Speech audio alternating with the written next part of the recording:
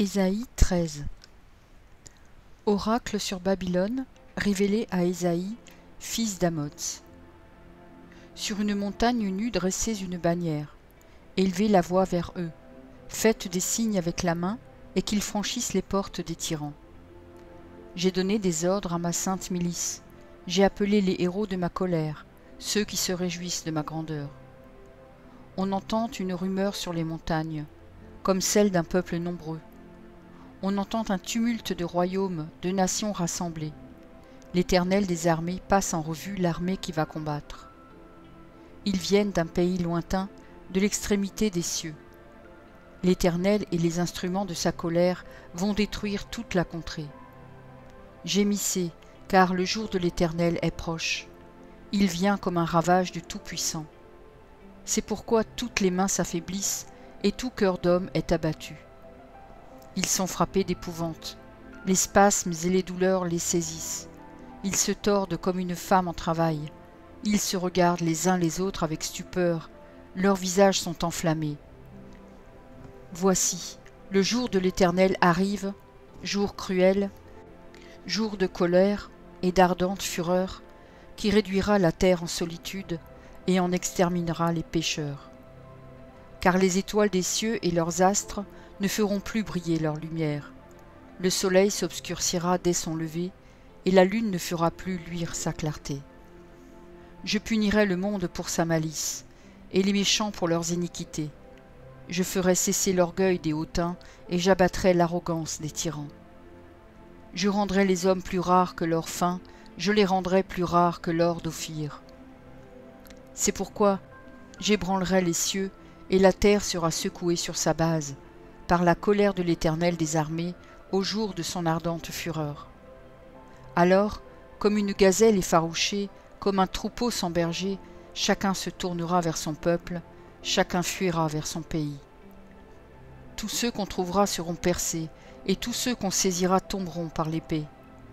Leurs enfants seront écrasés sous leurs yeux, leurs maisons seront pillées, et leurs femmes violées. Voici, j'excite contre eux les Médès, qui ne font point cas de l'argent et qui ne convoitent point l'or. De leurs arcs, ils abattront les jeunes gens, et ils seront sans pitié pour le fruit des entrailles. Leur œil n'épargnera point les enfants. Et Babylone, l'ornement des royaumes, la fière parure des Chaldéens, sera comme Sodome et Gomorrhe que Dieu détruisit. Elle ne sera plus jamais habitée, elle ne sera plus jamais peuplée.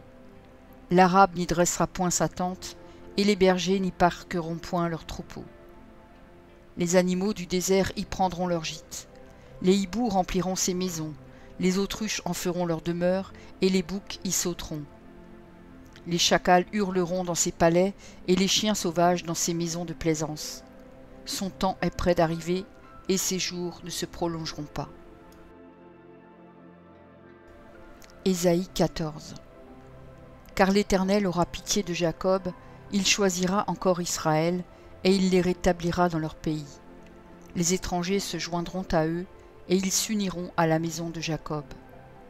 Les peuples les prendront, et les ramèneront à leur demeure, et la maison d'Israël les possédera dans le pays de l'Éternel, comme serviteurs et comme servantes. Ils retiendront captifs ceux qui les avaient fait captifs, et ils domineront sur leurs oppresseurs. Et quand l'Éternel t'aura donné du repos, après tes fatigues et tes agitations, et après la dure servitude qui te fut imposée, alors tu prononceras ce chant sur le roi de Babylone, et tu diras : Et quoi, le tyran n'est plus, l'oppression a cessé. L'Éternel a brisé le bâton des méchants, la verge des dominateurs. Celui qui dans sa fureur frappait les peuples, par des coups sans relâche, celui qui dans sa colère subjuguait les nations, est poursuivi sans ménagement. Toute la terre jouit du repos et de la paix, on éclate en chants d'allégresse. Les cyprès même, les cèdres du Liban se réjouissent de ta chute. Depuis que tu es tombé, personne ne monte pour nous abattre. Le séjour des morts s'émeut jusque dans ses profondeurs, pour t'accueillir à ton arrivée. Il réveille devant toi les ombres, tous les grands de la terre. Il fait lever de leur trône tous les rois des nations. Tous prennent la parole pour te dire : toi aussi tu es sans force comme nous, tu es devenu semblable à nous. Ta magnificence est descendue dans le séjour des morts, avec le son de tes luttes. Sous toi est une couche de verre, et les vers sont ta couverture. Te voilà tombé du ciel, astre brillant, fils de l'aurore. Tu es abattu à terre, toi, le vainqueur des nations. Tu disais dans ton cœur, je monterai au ciel, j'élèverai mon trône au-dessus des étoiles de Dieu. Je m'assierai sur la montagne de l'assemblée, à l'extrémité du septentrion. Je monterai sur le sommet des nus, je serai semblable au Très-Haut. Mais tu as été précipité dans le séjour des morts, dans les profondeurs de la fosse. Ceux qui te voient fixent sur toi leur regard, ils te considèrent attentivement. Est-ce là cet homme qui faisait trembler la terre, qui ébranlait les royaumes, qui réduisait le monde en désert, qui ravageait les villes et ne relâchait point ses prisonniers? Tous les rois des nations, oui tous, reposent avec honneur, chacun dans son tombeau. Mais toi, tu as été jeté loin de ton sépulcre, comme un rameau qu'on dédaigne, comme une dépouille de gens tués à coups d'épée et précipités sur les pierres d'une fosse, comme un cadavre foulé aux pieds. Tu n'es pas réuni à eux dans le sépulcre, car tu as détruit ton pays, tu as fait périr ton peuple, on ne parlera plus jamais de la race des méchants. Préparez le massacre des fils à cause de l'iniquité de leur père, qu'ils ne se relèvent pas pour conquérir la terre et remplir le monde d'ennemis.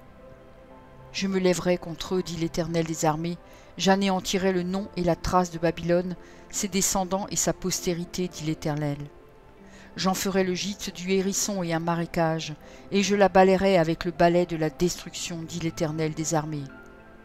L'Éternel des armées l'a juré en disant, oui, ce que j'ai décidé arrivera, ce que j'ai résolu s'accomplira.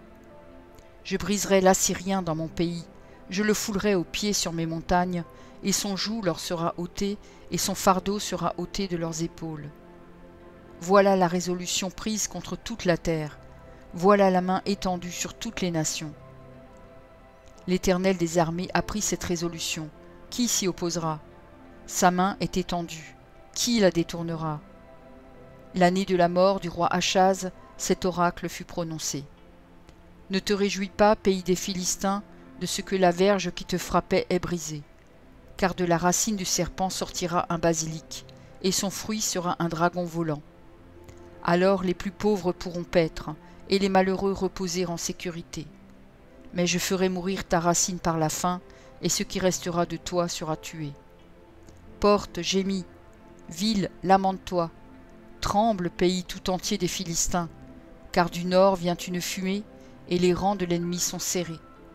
Et que répondra-t-on aux envoyés du peuple? Que l'Éternel a fondé Sion, et que les malheureux de son peuple y trouvent un refuge.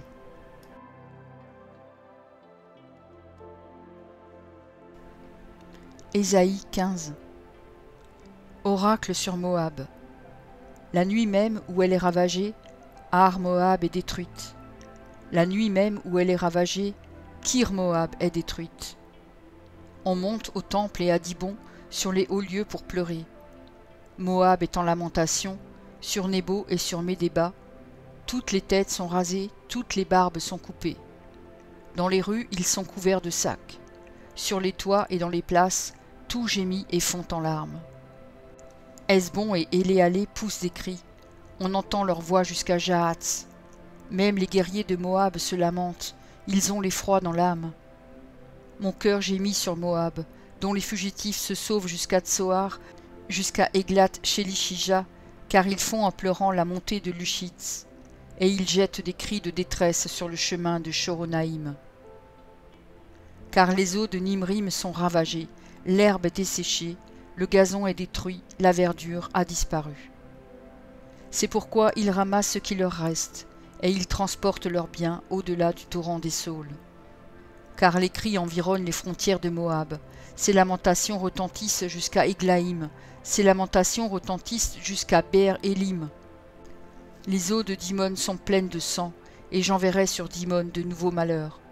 Un lion contre les réchappés de Moab, contre le reste du pays.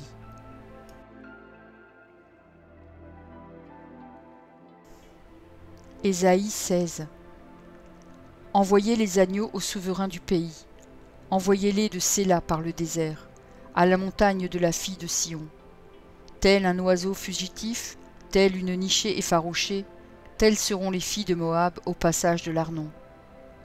Donne conseil, fais justice. Couvre-nous en plein midi de ton ombre comme de la nuit, cache ceux que l'on poursuit. Ne trahis pas le fugitif. Laisse séjourner chez toi les exilés de Moab, sois pour eux un refuge contre le dévastateur. Car l'oppression cessera, la dévastation finira, celui qui foule le pays disparaîtra. Et le trône s'affermira par la clémence, et l'on y verra siéger fidèlement dans la maison de David un juge ami du droit et zélé pour la justice. Nous entendons l'orgueil du superbe Moab, sa fierté et sa hauteur, son arrogance et ses vains discours. C'est pourquoi Moab gémit sur Moab, tout gémit. Vous soupirez sur les ruines de Kir-Hareset, profondément abattues. Car les campagnes de Hesbon languissent, les maîtres des nations ont brisé les ceps de la vigne de Sibma, qui s'étendait jusqu'à Jaézer, qui errait dans le désert. Les rameaux se prolongeaient et allaient au-delà de la mer. Aussi je pleure sur la vigne de Sibma, comme sur Jaézer. Je vous arrose de mes larmes, Hesbon, Éléalé, car sur votre récolte et sur votre moisson est venu fondre un cri de guerre. La joie et l'allégresse ont disparu des campagnes. Dans les vignes, plus de chants, plus de réjouissance. Le vendangeur ne foule plus le vin dans les cuves. J'ai fait cesser les cris de joie. Aussi mes entrailles frémissent sur Moab comme une harpe, et mon cœur sur Kir-Hares. On voit Moab qui se fatigue sur les hauts lieux, il entre dans son sanctuaire pour prier, et il ne peut rien obtenir. Telle est la parole que l'Éternel a prononcée dès longtemps sur Moab. Et maintenant l'Éternel parle et dit, « Dans 3 ans, comme les années d'un mercenaire, la gloire de Moab sera l'objet du mépris, avec toute cette grande multitude, et ce qui restera sera peu de choses, presque rien. »